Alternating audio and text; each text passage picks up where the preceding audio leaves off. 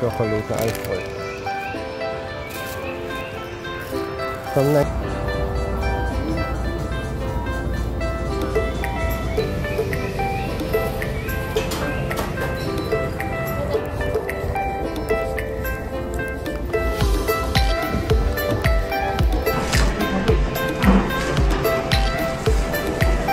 So guys, nasa Dubutsuin may station ako, Midosoji line. Dito kasi ako magdo-donkey. Kasi yung donkey sa Dotonbori, ang daming tao. Ito ako dati nagdo-donkey nung sa may Japan. Mas konti yung tao dito, saka malaki din yung donkey nila.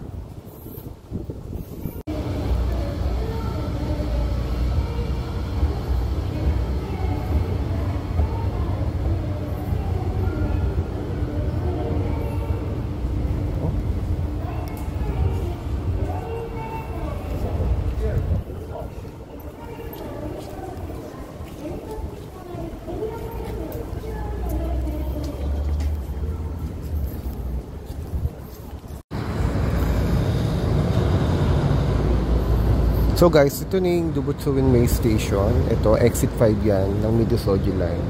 So pagkalabas nyo, ito na agad yung donkey. So dito ako namili last Osaka ko. Malaki din siya, sa konti lang yung tao. Sa Dotonbori kasi napakadaming tao, kaya hindi ako bumili dun. Hindi ako mamimili dun rather. So ito na.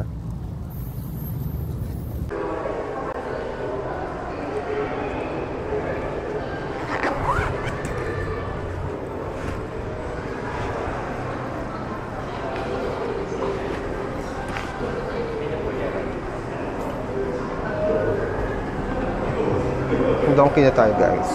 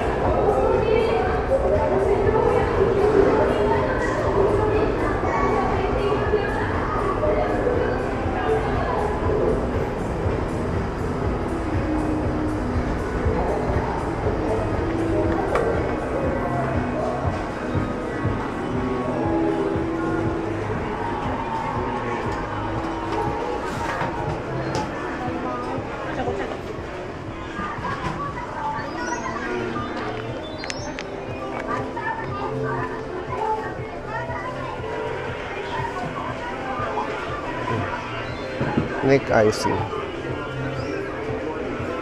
Ito, uso to pag summer dito sa Japan.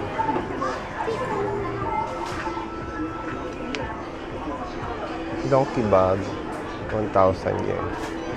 So mga around 370 pesos lang. Okay. So cute.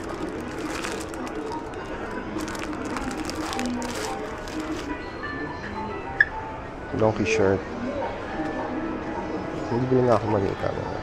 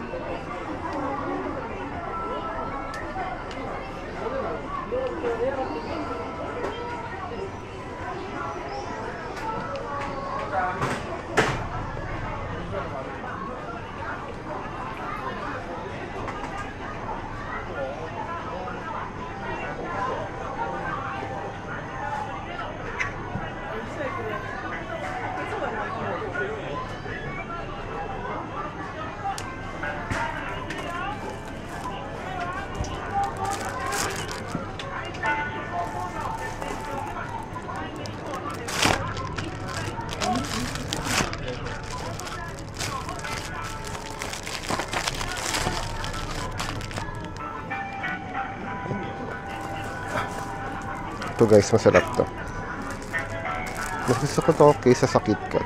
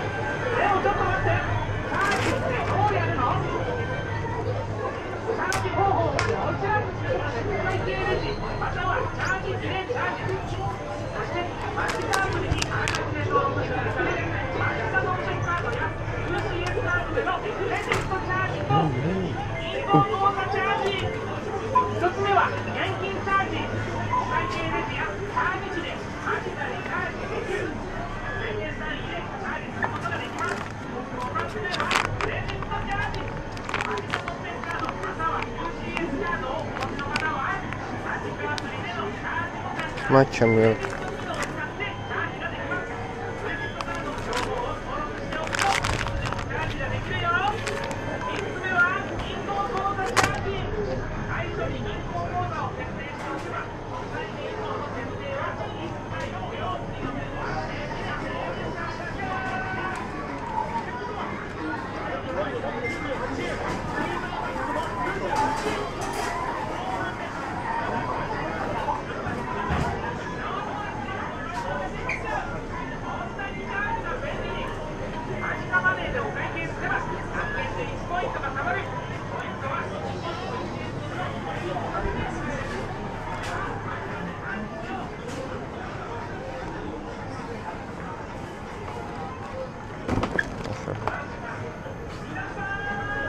Hingin natin ibang flavor.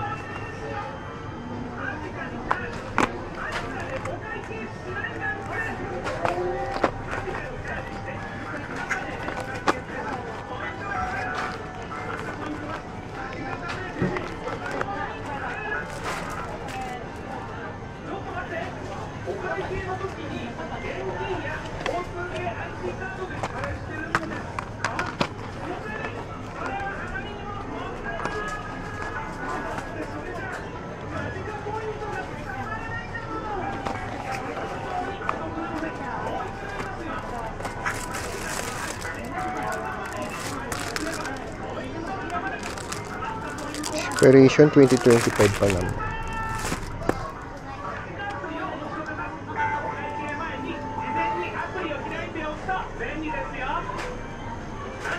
Japan!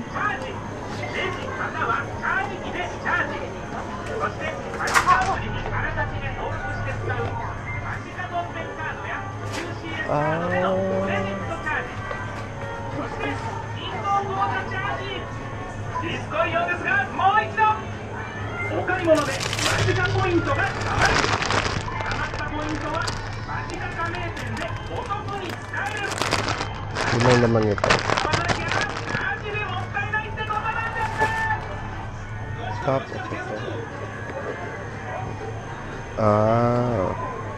Ilang piraso.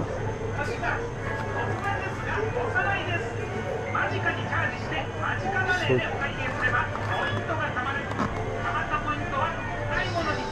baka sa aman ito.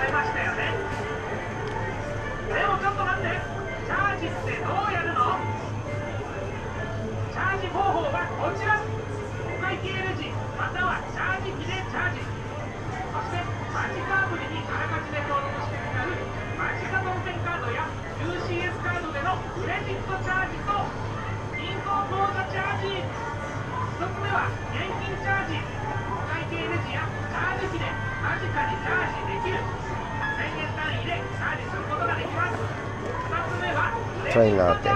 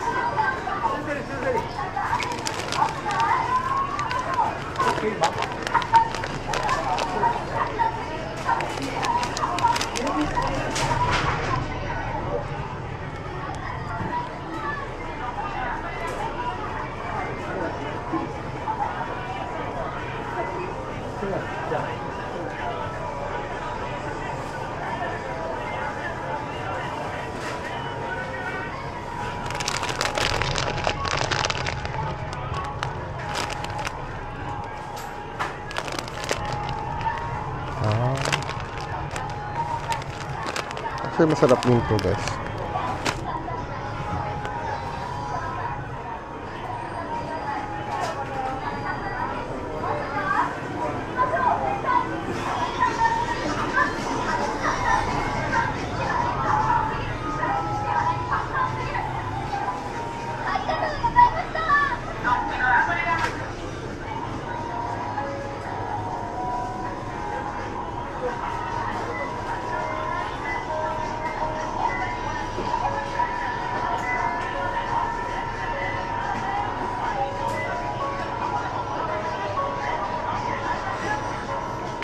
Yung mga KitKat dito medyo pricey kaysa dun sa Shinsaibashi. 277 dito. Sa mga drugstores, parang mga less than. Minsan 200, 180. So doon na lang ako bibili siguro sa Shinsaibashi.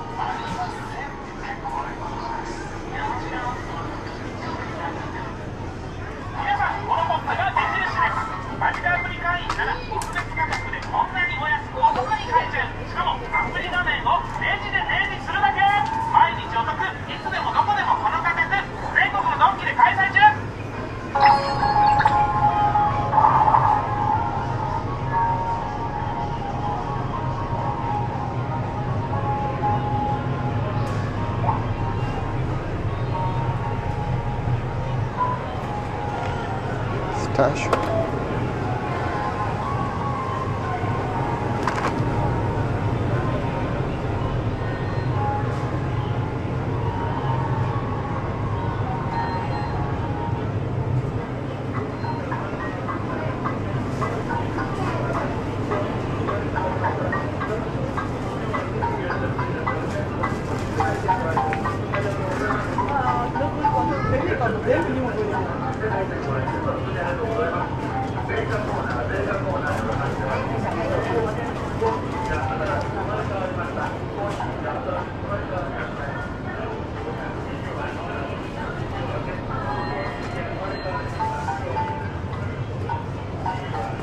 Yun, nakita ko na yung gusto ng kapatid ko.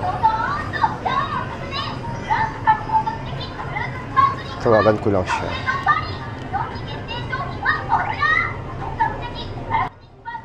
So ito guys, para lang siya yung junk food na lumpia sa atin sa Pilipinas. Ang kinaibahan lang nito is marami siyang flavors. So yung flavor na hinahanap ko, yung gusto ng kapatid ko ay yung chocolate. So hinahanap ko pa at ginugoogle translate ko pa. Yan.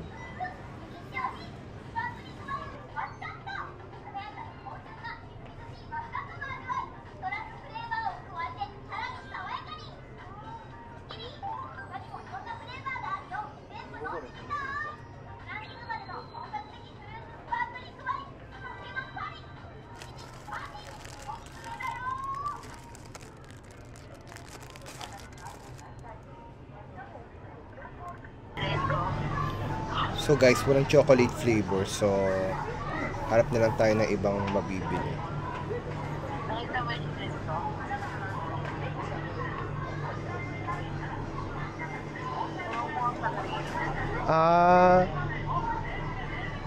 Mushroom.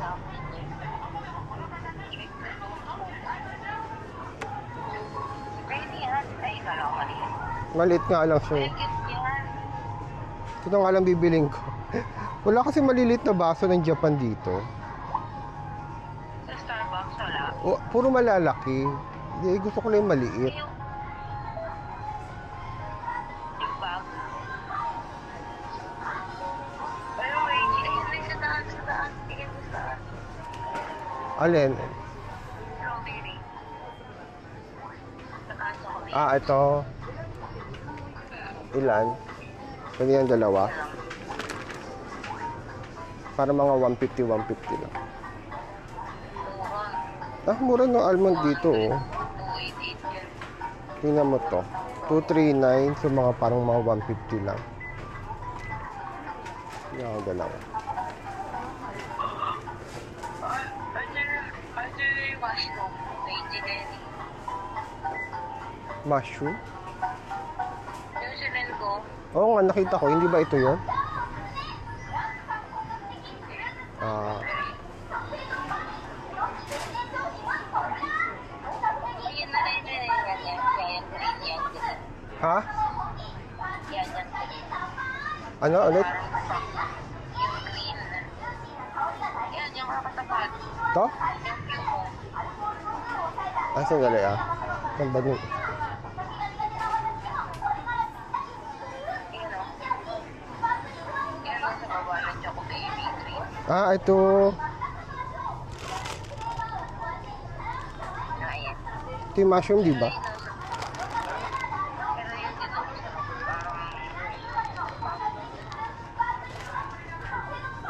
Makakatawa hindi mo makita yung green. Hindi ko na. Ito ba? Ah, yung may, ano, pop? Oo. Bukasan mo isa kong strawberry.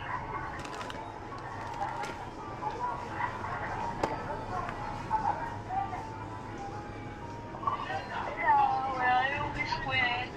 Wala yung Hello Kitty dyan. Yung? Sa mga Hello Kitty. Ay, dito rin ako galing nung last year ah. Hindi nakita mo na yung mga Hello Kitty. Wala sila 15. Ano?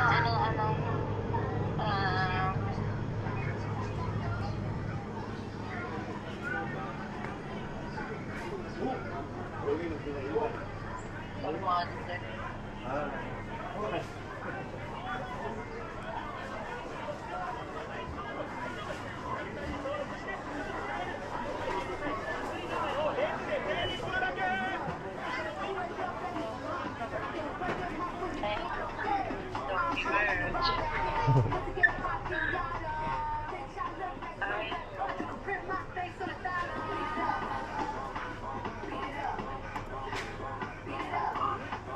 Order lang. Ano nakabili ka ng gamit sa hapon? Ah, hindi. Pupuntahan ko pa yun mamaya. Nag-grocery lang ako. Ganda yung sleeper. Yung sa, dun pa eh. Sa kabila pa eh.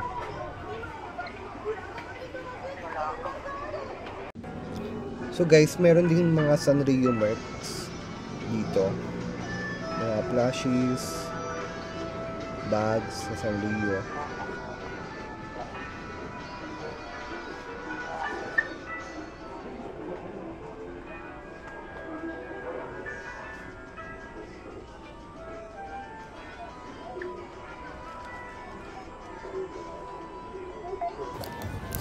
So guys, ito yung napabili ko.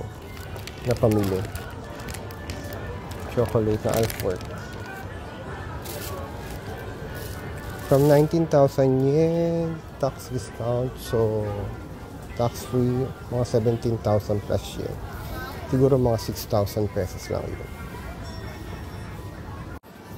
So babalik na tayo. Hanapin lang natin yung exit.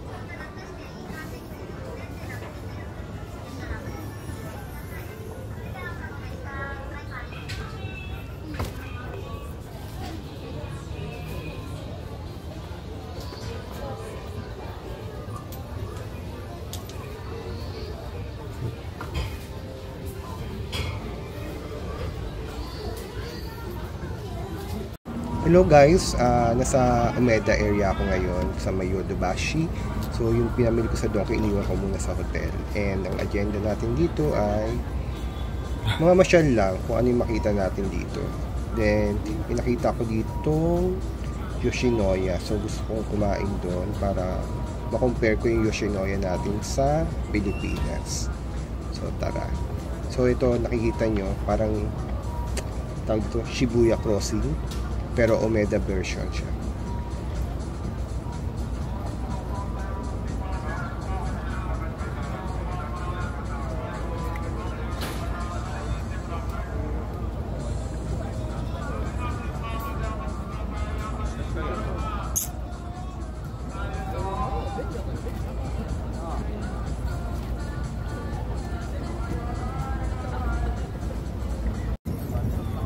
So tara guys, let's do the crossing.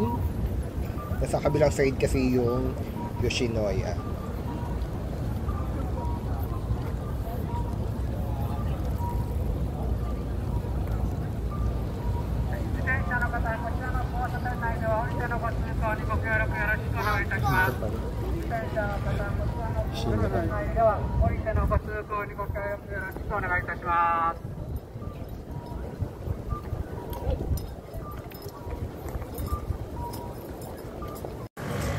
Hello guys, so ito na yung loob ng Yoshinoya. So nakikita nyo very intimate and puro locals. So hindi na ako makapag-vlog dito ng maayos dahil ayun nga, mabilis yung turn around din ng customer. So nandito ka lang talaga para kumain at hindi mag-siesta after mong maubos yung meal. So ang binili ko pala is double meal, beef plate, ayan, and beef grilled. So ayan, so ito mga around 381 pesos lang to sa pera natin. So napakasulit.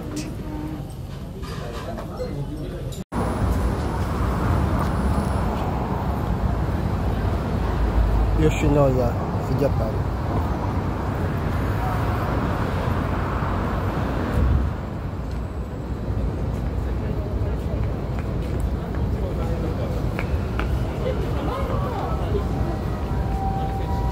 Try nyo kumain sa Yoshinoya, Japan. Ang mura, tapos ang laki ng servings nila.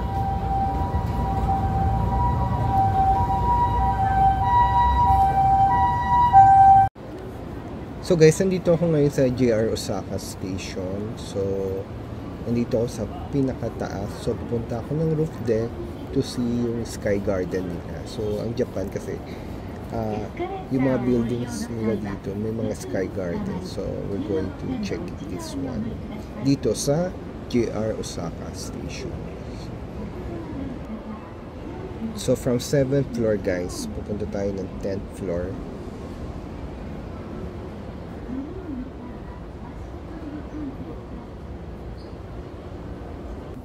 So guys, nasa 10th floor na tayo ng building. So as you can see, kitang-kita agad yung mga skyscraper dito sa Osaka. So may itataas pa pala ito. So nasa 10th floor pa lang tayo.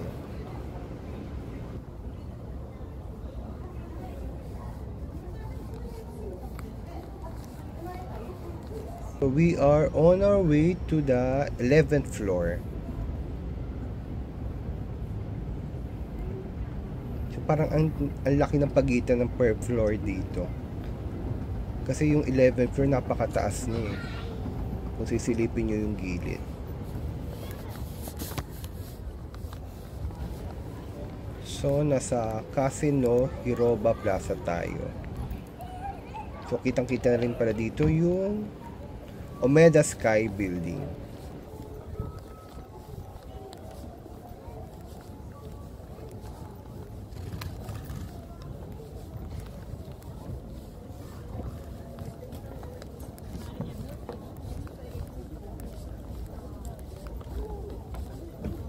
Sabi ko nga yung sa last vlog ko, punta lang kayo sa JR Osaka Station para mabilis nyo matunton yung Omeda Sky Building. Kasi nasa harapan lang talaga siya. No? Ayun. So, i-search nyo muna sa Google Maps yung JR Osaka Station. Kasi, ipapaikutin kayo ni Google Maps from kung galing kayo ng Osaka Omeda Station.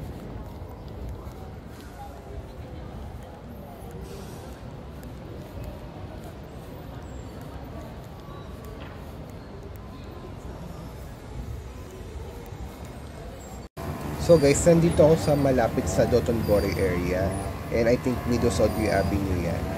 So I'm looking for Yakiniku like and may nakita akong go-kart.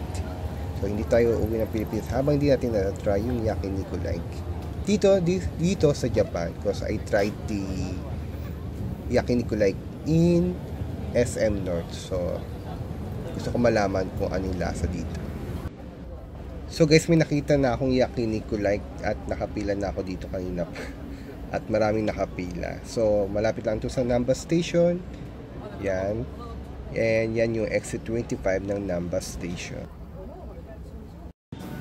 Nasa loob na ako guys ng Yakiniku like and dito yung itsura niya sa loob. And dito sa screen na to, dyan ka order ng meal mo. So once na naka-order ka na, hintayin mo lang, may notification kang maririnig dyan. Then kukunin mo na lang yung order mo dun sa serving area nila. So ikaw mismo ang pupunta doon. Hindi nila idadalhin sa iyo yung order mo.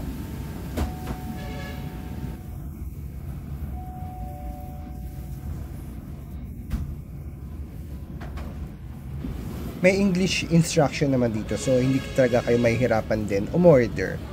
So ito yung instruction kung paano buksan yung burner nila.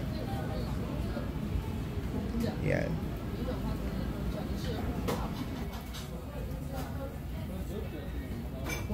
Guys, ito na yung in-order ko. So different types of meat to. Yan. May wagyu. And kasamang seaweed soup and kimchi.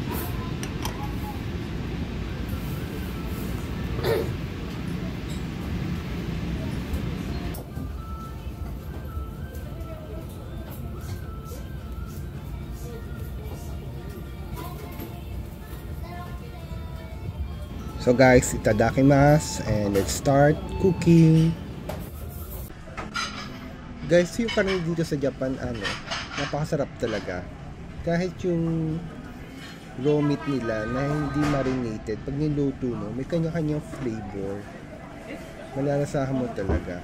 Saka yung karne dito, parang tsokolate. Bigla, it melts in your mouth. So, talaga, pag pumunta ka ng Japan, dapat matry nyo yung mga karne nila dito. Yun. So, marami naman rin mga yakiniku na hindi lang yan yakiniku like here dito sa Japan. So, yan. So, ayan. So, kain na tayo, guys.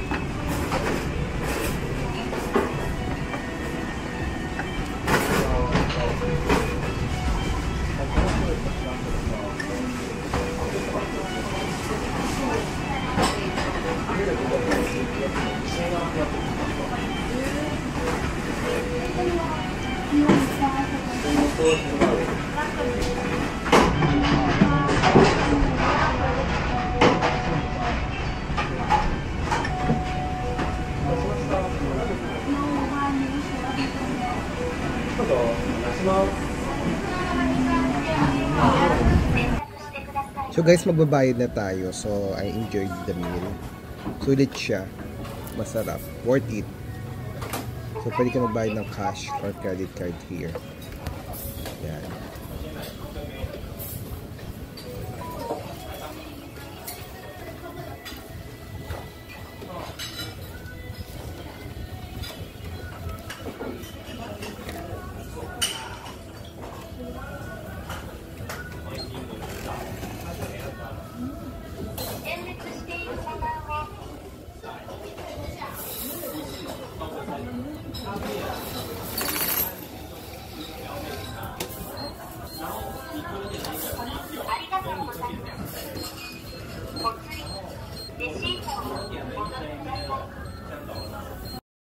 So guys, since last day na natin sa Japan, so ito yung mga napamili ko. So Anello bags, GU, nagpunta rin ako ng GU kasi mas mura siya kaysa sa Uniqlo.